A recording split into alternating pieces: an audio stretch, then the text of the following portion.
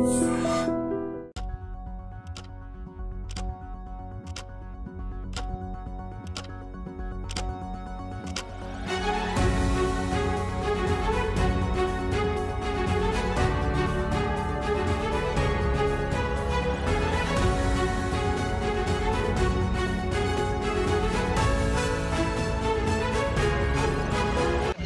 రాష్ట్ర ముఖ్యమంత్రి వైఎస్ జగన్మోహన్ రెడ్డి గారి యొక్క గొప్ప కార్యక్రమం. ఆయన ఏదైతే ఎన్నికల్లో వాగ్దానం చేశారో ఒక నిరుపేద కుటుంబానికి ఒక నిరుపేదకి 3,000 రూపాయలు పెన్షన్ ఇస్తామని చెప్పారు. ఆ అన్న మాట ప్రకారమే ఈరోజు 3,000 రూపాయల పెన్షన్ ఆయన మరి విడుదల చేయడం జరిగింది. దానిలో భాగంగానే జగ్గంపేట నియోజకవర్గానికి సంబంధించి జగ్గంపేట మండలంలో అన్ని గ్రామాల్లో ఉన్నటువంటి మరి నిరుపేదలందరికీ కూడా 3,000 రూపాయలు చొప్పున పాత కొత్త పెన్షన్లన్నీ కూడా ఇప్పుడు విడుదల చేయడం జరిగింది, ఇవ్వడం జరిగింది. మరి ఈ కార్యక్రమంలో స్థానిక మండల పరిషత్ అధ్యక్షులు సోదరు శ్రీ అత్తివేలు నాగబాబు గారు, అలాగే స్థానిక జడ్పీ సభ్యులు శ్రీ కొమ్ము రఘురామ్ గారు, అలాగే సీనియర్ నాయకులు శ్రీ అత్తివేలు సాయిబాబా గారు, ఇతర పెద్దలు మరి మండల పరిషత్ సభ్యులు, అలాగే సర్పంచులు, వివిధ గ్రామాలకు సంబంధించిన నాయకులు, లబ్ధిదారులు అందరూ కూడా ఈ కార్యక్రమంలో పాల్పంచుకోవడం.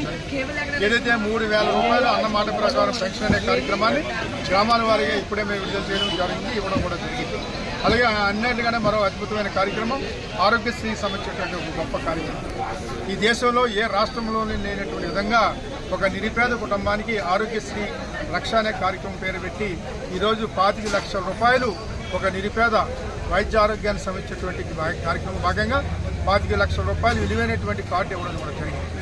మనం చూసాం నిన్న కాక మొన్న తెలంగాణ ప్రభుత్వం 10 లక్షల రూపాయలు చేర్చారు. అటువంటిది ఈరోజు మన రాష్ట్ర ముఖ్యమంత్రి గారు 25 లక్షల రూపాయలు ఇవ్వడం అంటే మరి సాధారణ విషయం కాదు. ఆ రకంగా ఈ రాష్ట్రం ఎన్ని రకాల ఇబ్బందులు ఉన్నా సరే 25 లక్షల రూపాయలు ఇన్సూరెన్స్ పథకం పరంగా ఆరోగ్యశ్రీ కార్యక్రమానికి సంబంధించినటువంటి లబ్ధిదారికి కార్డులు ఇవ్వడం జరిగింది. అవి కూడా కాసేపు క్రితమే కొంతమందికి గ్రామాల్లో ఉన్నటువంటి వారికి ఇవ్వడం కూడా జరిగింది. మరి ఇటువంటి గొప్ప కార్యక్రమాలు చేస్తున్నటువంటి రాష్ట్ర ముఖ్యమంత్రి గారిని మేము ఇప్పుడే ప్రజలందరినీ కోవడం జరిగింది.